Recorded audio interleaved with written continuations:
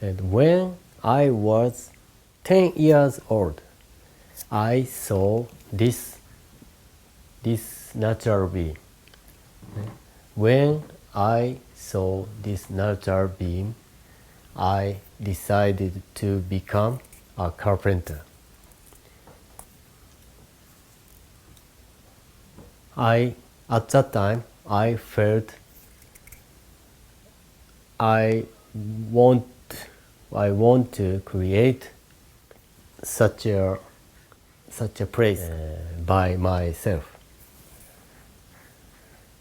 So I remembered I was very excited. This house is my great-grandfather's house. My dream started from here. Hello, this is Takami of Suikosha. I am a Japanese carpenter.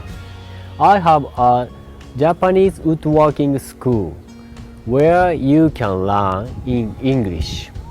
I accept 4 students each month, so beginners and professionals alike can take classes according to your skill levels. Don't worry. Check the overview for more information. And please subscribe to the channel. Let's enjoy woodworking together.